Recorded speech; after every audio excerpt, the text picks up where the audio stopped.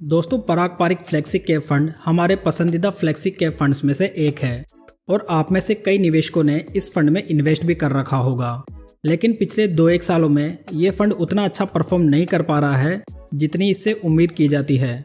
साथ ही सेबी के foreign investment restriction की वजह से भी इस फंड की परफॉर्मेंस पर इम्पैक्ट पड़ा है। तो दोस्तों पराग पारिक फ्लेक्सी कैप फंड का आज इस वीडियो में हम रिव्यू करेंगे, जिसमें हम इस फंड का डिटेल एनालिसिस कवर करेंगे।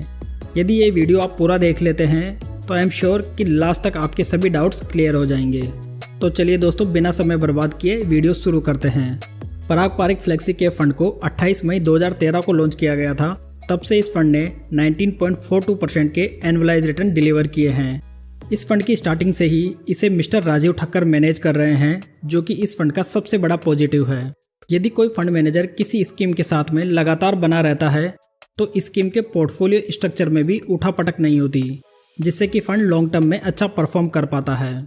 हालांकि को फंड मैनेजर के रूप में मिस्टर राकेश ताराचंदानी और मिस्टर राज मेहता भी इस फंड को मैनेज कर रहे हैं। यदि रिटर्न्स के आधार पर इस फंड को वैल्यू किया जाए तो 5 साल पहले स्टार्ट की गई 10,000 पर मंथ की SIP में आज आपके 6 लाख रुपए की करंट वैल्यू लगभग 10,29,510 रुपये होती। वहीं अगर आपने 5 साल पहले 6 लाख रुपए लमसम इन्वेस्ट किए होते तो आज उनकी वैल्यू लगभग 14 लाख रुपए होती। दोस्तों किसी भी फंड को वैल्यू करने का सबसे बढ़िया तरीका माना जाता है कि उस फंड के रिटर्न्स को उसके बेंचमार्क रिटर्न से कंपेयर करें। इस फ्लेक्सी कैप फंड का बेंचमार्क इंडेक्स निफ्टी 500 TRI है। यदि बेंचमार्क रिटर्न और फंड रिटर्न को कंपेयर किया जाए तो लास्ट 5 ईयर्स में बेंचमार्क इंडेक्स ने 12.89% के, जबकि इस फंड ने 18.40% के रिटर्न्स डिलीवर किए हैं। लास्ट 3 ईयर्स में बेंचमार्क के रिटर्न 20.10, जबकि फंड के रिटर्न 25.72% रहे हैं। लास्ट 2 ईयर्स में बेंचमार्क इंडेक्स ने 28.63%, जबकि पराग पारिक फ्लेक्सी कैप फंड ने 26.32% के रिटर्न्स डिलीवर किए हैं। तो दोस्तों यहाँ हम देख सकते हैं कि लास्ट 3 से 5 सालों में इस फंड ने कंसिस्टेंट रूप से अपने बेंचमार्क रिटर्न को आउट परफॉर्म किया है, जबकि ये flexi cap fund last 2 years में अपने बेंचमार्क रिटर्न से कम रिटर्न्स जनरेट कर रहा है। दोस्तों ऐसा भी नहीं होता कि कोई फंड हर साल अपने बेंचमार्क इंडेक्स के रिटर्न्स को आउट परफॉर्म करे। इसके रिटर्न्स हमेशा अप डाउन चलते रहते हैं।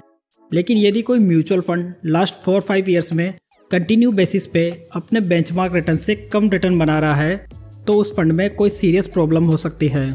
वैसे ओवरऑल मार्केट ने भी पिछले 1 साल में कोई विशेष रिटर्न जनरेट नहीं किए हैं।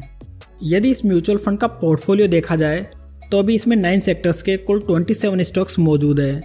जायंट कंपनीज में इस फंड का 60.23%, लार्ज कैप कंपनीज में 27.55%, मिड कैप कंपनीज में 9.95%, जबकि 2.26% का एलोकेशन स्मॉल कैप कंपनीज में है। हाल ही में सेबी के डायरेक्शन की वजह से फंड हाउस ने अपने ग्लोबल एक्सपोजर को कम किया है।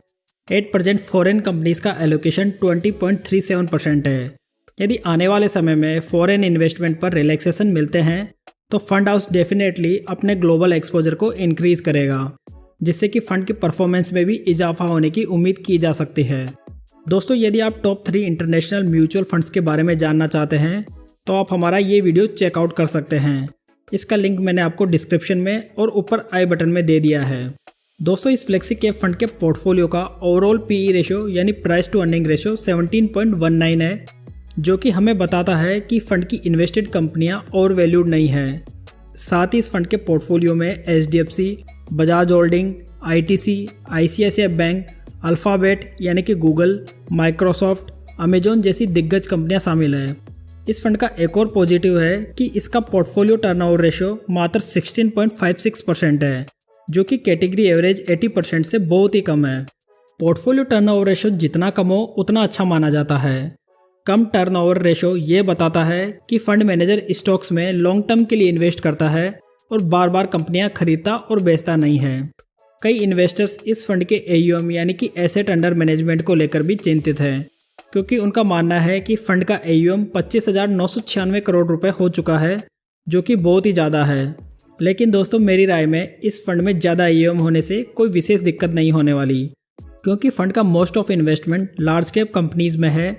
तो आने वाले समय में ये AUM और बढ़ता है तो फंड हाउस इन पैसों को आराम से एलोकेट कर सकता है। अगर किसी स्मॉल कैप फंड का AUM ज़्यादा होता है तो उसमें डेफिनेटली समस्याएं हो सकती है। अब इस फंड को हम रिस्क मेजर रेशियोज के अकॉर्डिंग वैल्यू करते हैं। इस फंड का शार्प रेशो 1.14% है, जो कि कैटेगरी एवरेज 0.81 से बहुत ही ज़्यादा है। शार्प रेशो फंड के रिस्क एडजस्टेड रिटर्न्स को मापता है, इसलिए यदि ये ज़्यादा होता है तो इसे बढ़िया माना जाता है। जबकि फंड का बीटा रेशो 0.78 है, जो कि कैटेगरी एवरेज से कम है, यानी कि फंड अपने पीयर्स के मुकाबले कम वॉलेटाइल है। यदि इस फंड का अल्फा रेशो देखा जाए तो ये 7.58 है, जो कि कैटेगरी एवरेज 0.31 से बहुत ही ज़्यादा है। अल्फा रेशो हमें ये बताता है कि फंड अपने बेंचमार्क से कितने अधिक रिटर्न बनाकर दे रहा है। तो रिस्क मेजर रेशियोज के हिसाब से इस फंड में कोई भी दिक्कत नज़र नहीं आ रही है। तो दोस्तों कुल मिलाकर ये फंड काफ़ी अच्छा नज़र आ रहा है।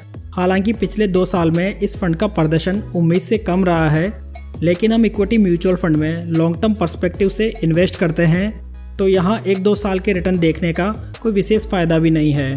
अभी भी पारंपरिक flexi cap fund flexi cap category का बेस्ट फंड माना जाता है। दोस्तों इस वीडियो में मैंने कोई भी इन्वेस्टमेंट एडवाइस या फंड रिकमेंडेशन नहीं दी है। ये वीडियो ओनली एजुकेशनल पर्पस से बनाया गया है। उम्मीद करता हूँ कि दोस्तों ये इन्फॉर्मेशन आपको बढ़िया लगी होगी। इस वीडियो को लाइक कमेंट शेयर जरूर कीजिएगा, और अभी तक इस चैनल को सब्सक्राइब नहीं किया है तो इस चैनल को सब्सक्राइब भी जरूर कीजिएगा। तो चलिए दोस्तों फिर मिलते हैं एक नई जानकारी के साथ। तब तक जय हिंद जय भारत।